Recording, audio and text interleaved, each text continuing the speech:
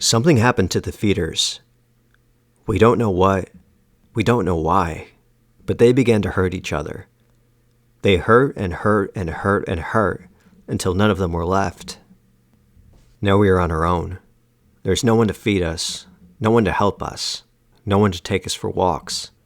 This is the feeders' world without the feeders, and we don't know how things work.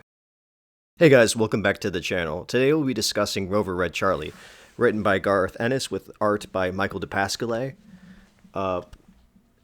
Rover, Red Charlie tells the story of three dogs who travel across the country together over the course of like a year in the aftermath of an apocalypse that wiped out pretty much the entirety of humanity. The few remaining humans are absolutely not okay, seemingly having lost their faculties and becoming concerned only with wanton violence and other forms of self-harm. And that will pretty much serve as the warning to you, the viewer. There is killing and maiming and blood in this book, including that of animals, as well as some more mature themes. So if you already know that you cannot handle that sort of thing, there's no shame in sitting this one out. I get it. Anyway, so like I said, Rover, Red Charlie was written by Garth Ennis, the author behind some of the best Punisher content, The Boys, and perhaps most relevant here, the original Crossed comic book miniseries. So, does Rover, Red Charlie take place within the Crossed universe? Well, it's complicated, and we'll get into that later, but for now I'll explain the premise of the book, so if you don't want spoilers for the first half of the miniseries, skip ahead to the analysis/review portion of the video.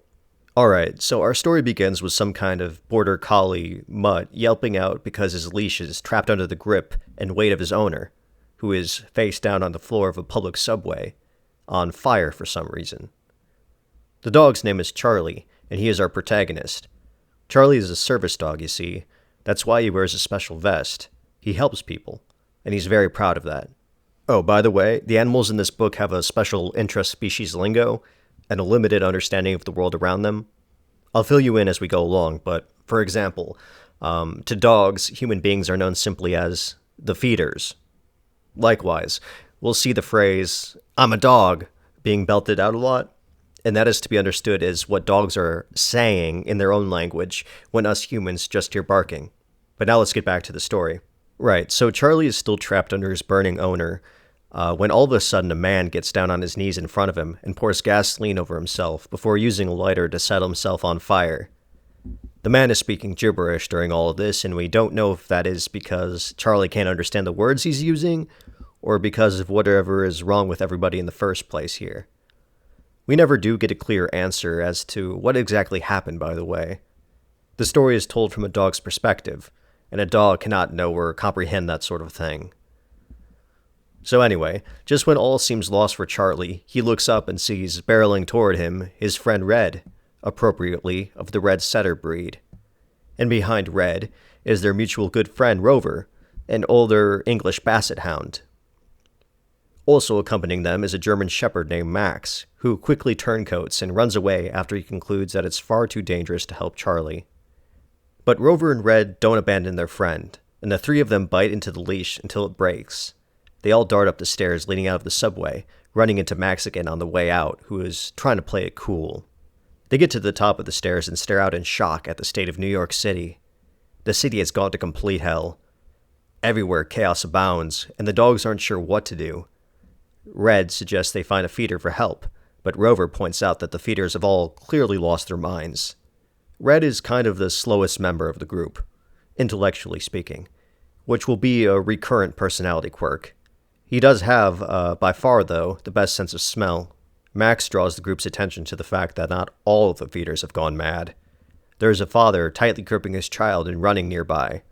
But in the same breath, there is a woman chasing them with two bloody kitchen knives. Quite the conundrum. Max starts barking at the woman before, all of a sudden, completely out of nowhere, a random guy rushes Max and elbows him into a car. The man then grabs Max's leg and swings him around before slamming him down as hard as he can into the hood of the car. Charlie looks upon the scene in terror and confusion. "Feeders don't hurt dogs," he yells. "I'm a dog, I'm a dog, I'm a dog." The man slowly turns around and charges. bashing his head into a wall. Max is dead, or, as the dogs understand it, his thumpers stopped and his juice came out. So Charlie, Red, and Rover get the fuck out of Dodge and make a getaway to Red's owner's apartment. There they find a police officer, just sitting there, crying, with a gun in his hand. They all hear some sort of noise, and the dogs follow the officer to the balcony. Bro, what the fuck is that? That shit's not passing any safety standard. What the fuck? Anyway, Red realizes that there's nowhere else to go and leaps off the balcony to another one across the street or something. Rover jumps across next, barely making it. Charlie hesitates, though. He senses something's wrong and knows he's supposed to help the feeders. But, most unexpectedly, the police officer abruptly picks Charlie up by the collar and tosses him across the ledge to his friends.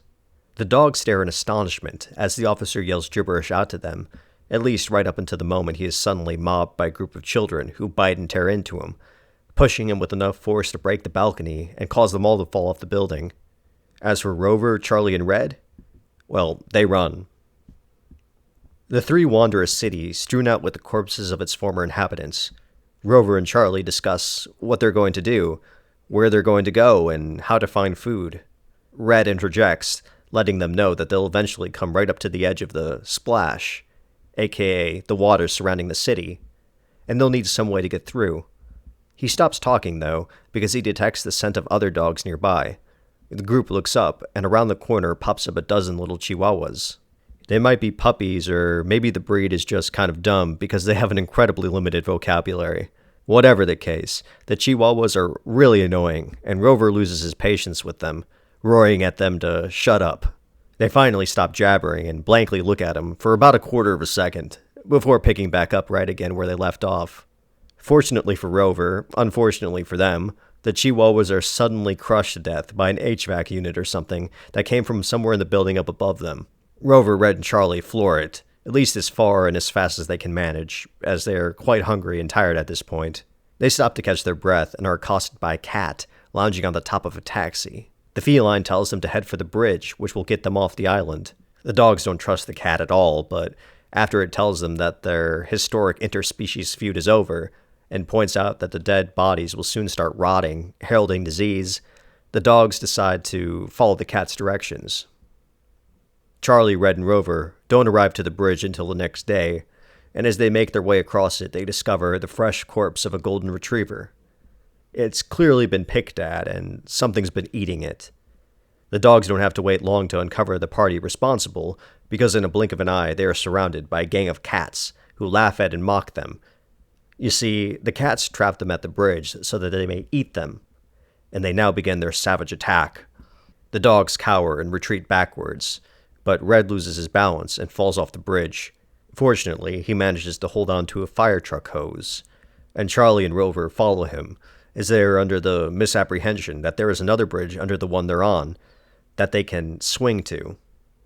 They swiftly realize their mistake, though, and the cats start working together as a team to pull the hose back up. The weight and friction of all this movement pulls the hose right out of the truck, though, and the cats and dogs plummet into the water below. Red manages to find a pallet of wood for Rover and Charlie to stand on, and they watch as the cats, who can't swim, drown, cursing them out. The three get onto the sandbank on the other side of the bridge and have a little sidebar. Charlie is deeply disturbed by the intelligence displayed by the cats. It is a real wake-up call for him, and he tells Red and Rover that they have to be like them. It took the cats just one day to adjust to the new status quo without humans, just one day to pull themselves together and look after themselves. The dogs, too, must adapt if they are to survive. The three sit on that thought for a while, quietly pondering. They hardly even see what's in front of them until Red asks the simple question, "Is that where we lived?" Huh. I kind of liked it. And so the dogs take one long, last look at the place they used to call home. We pick up some undefined time later as our heroes frolic across large open fields. They've been pretty aimless and drinking water from puddles and stuff. Unfortunately, up to this point, the only nourishment they've had have been the grass they've been eating. Well, that is until the group happens upon a farm filled with chickens. Red recognizes the familiar smell of the chickens and wastes no time grabbing one and digging in. Rover and Charlie watch in wonder. Red is acclimated, in the absence of feeders, to getting what he needs for himself. Rover and Charlie hesitate to kill their own chickens, though, and opt to eat some yummy-smelling eggs they find instead. So, having found a steady food source, Charlie, Rover, and Red basically set up camp nearby. We jump another nondescript time forward. One day, the three dogs are out exploring when they meet a Cocker Spaniel named Bingo. Bingo has some valuable intel to share with the group. He tells them about a location, somewhat nearby, where there's a mysterious and deadly sickness that should be avoided at all costs. But perhaps most critically, Bingo relays a rumor about feeders still being alive out by the bigger splash, aka the Pacific Ocean. That evening, Charlie and Rover briefly discuss this revelation. Charlie expresses interest, but Rover is skeptical about all aspects of the story. But before the conversation can progress any further, they are interrupted by the sound of a new dog making its arrival. Emerging onto the farm is a massive, malevolent-looking bulldog who is leading by a chain a scraggly-looking boy. Bingo evacuates the scene in terror, never to be seen again. Charlie, Red, and Rover watches the boy leashes himself to a fence as the bulldog catches himself some food. Then Charlie notices the boy chomping onto a chicken, raw, and notes how back in the day his feeders always burned the food before eating it. Next, we are treated to what is, by far and away, the grossest panel in the entire book, as we see the boy cleaning the bulldog's depository. Charlie's not okay with any of this and resolves to rescue the human.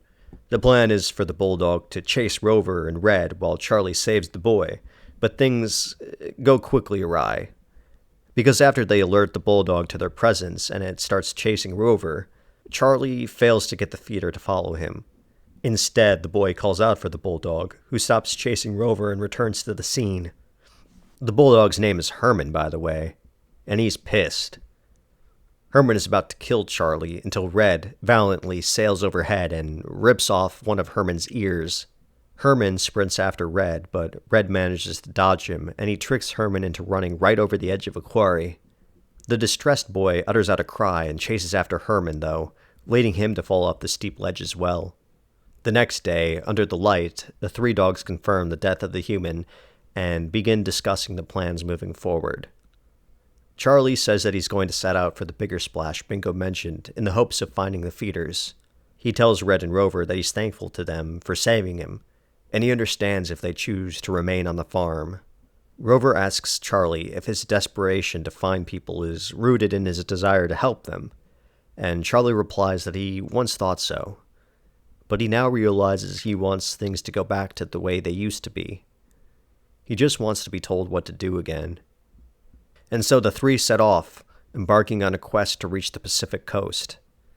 The issue ends ominously, with the angry voice of the still-alive Herman vowing revenge against the three dogs who bested him and took away his boy.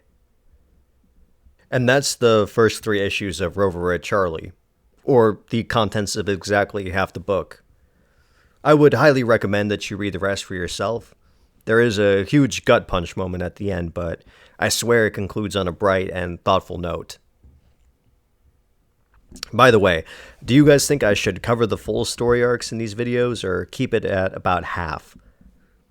It would be way more work to do the full thing, but if people are interested, I will do so when it makes sense. Maybe when there's a bigger audience, I guess.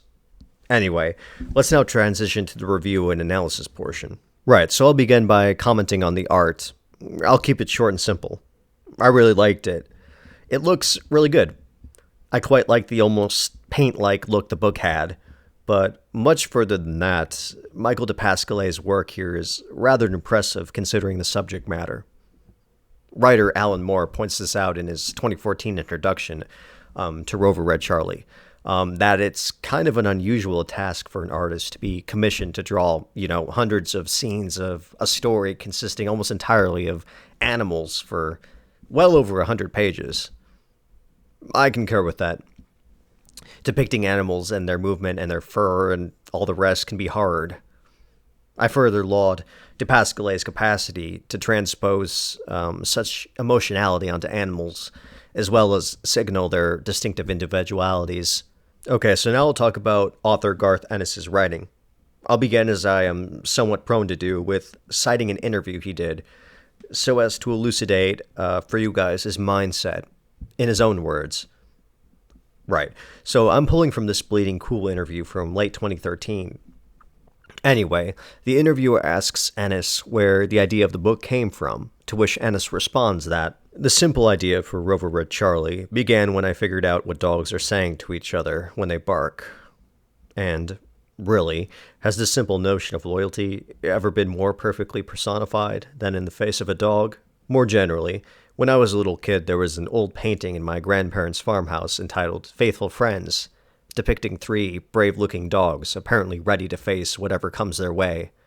It's hanging on the wall of my office now. They don't look much like Rover, Red, and Charlie, who are at best brave-ish, but I suppose I've been waiting 35 to 40 years to send them on an adventure. Sadly, that's all Ennis really says about the book in that interview. I found another one on YouTube, which I will link in the description, and of which I will paraphrase what he says about Rover Red Charlie. Right. Essentially, Ennis says he wanted to write an end-of-the-world story for dogs. One where they have to grapple with suddenly being on their own and needing to go on a journey to find out just what to do. And that accords well with my own sort of takeaway and interpretation of the book. In many ways, I think Rover Red Charlie is a strikingly executed story about identity, really.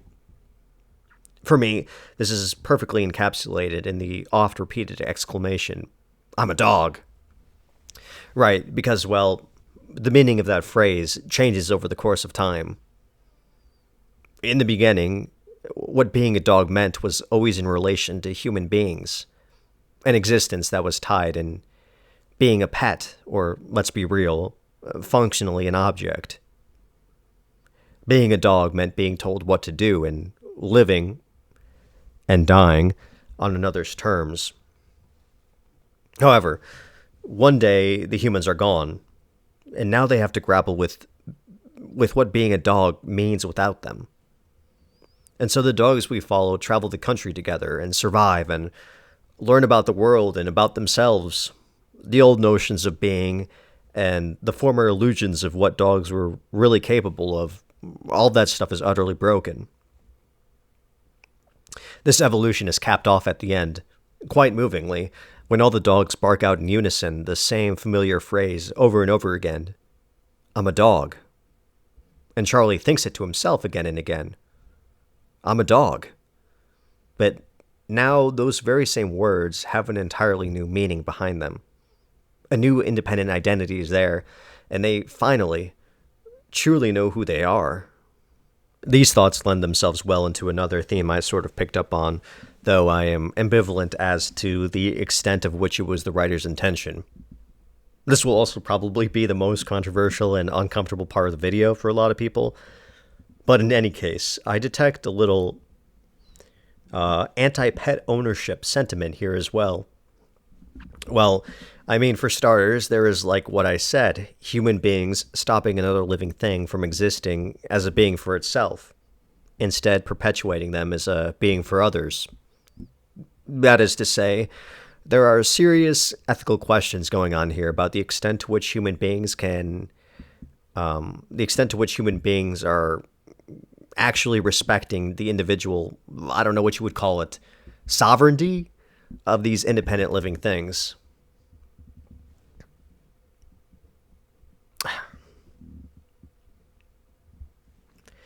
I mean, what right do we have to breed them for sale? What right do we have to condemn them to lives in cages? And what right do we have to justify ownership of another purely based upon our own pleasure, loneliness, and discretion? These are tough questions, but I frequently note an overwhelming tendency of people to ignore them entirely, which could be telling. Now, I don't find it likely that Ennis meant to go that far and convey all of that, but undoubtedly there is an undercurrent of judgment toward mankind and their worst excesses going on here. Take, for instance, the tragic backstory of Herman, which is revealed in the final issue. He was abused, forced to fight other dogs, beaten, starved, and most disturbingly, forced into participating in black market adult films. It's no wonder, then, that the dog became so twisted when all he's ever known was the wickedness and corruption of those around him, of those ostensibly there to protect him. And this leads well into the final lens of analysis for this video. I would like to speculate as to why Rover Red Charlie, or a story about dogs, is so emotionally resonant. Why Western culture is so sensitive to stories featuring animals. Once again, this is quite complicated and will very likely warrant a video on my main channel someday, but I'll venture forth some limited response here anyway. Right, so I reckon that in the West, people project a kind of childlike innocence onto dogs, specifically. Likely because of a certain stark species traits, such as loyalty and energy, as well, of course, there being a long history of domestication. But this is to say that people will frequently label something like a deer as innocent as well, but they're unlikely to have the same type of visceral or emotional response or investment to that animal compared to the dog. Perhaps even the cat is less regarded as the dog, though I think that's kind of less universal. As for me, I reject projecting human values like innocence and guilt onto animals. You wouldn't expect it, but I am kind of a big opponent of the anthropomorphizing of animals. That doesn't mean I hate animals or anything. Quite the opposite, really, but I know that a lot of people are unable to appreciate the nuance on this particular subject. Anyway, okay, as it pertains to Rover Red Charlie, well, my views naturally lead me to see it as a necessarily human story, because, well, it is. What we have in essence are, like I said, innocent, naive, and childlike humans operating as dogs. So to see them confused and scared over suddenly losing their protectors or parents, to see them lose their support network, well, it's incredibly sad. And really, stripping that away from them is a kind of corruption all on its own. But the fact that they come out on top in the end, despite the big bad world and the tragedy all around them, that's what makes this tale so inspiring and so meaningful. At least for me. Rover Red Charlie, what did you think of this book? Please share your thoughts in the comment section below. Also, I hope you weren't offended by any of my musings. Be mindful that I was not trying to be accusatory in this instance. But that about wraps it up, though. If you enjoy this content, please consider subscribing. And hey, I also have another pretty epic channel you can check out if that interests you. Until then, thank you for watching. I hope you have a good one.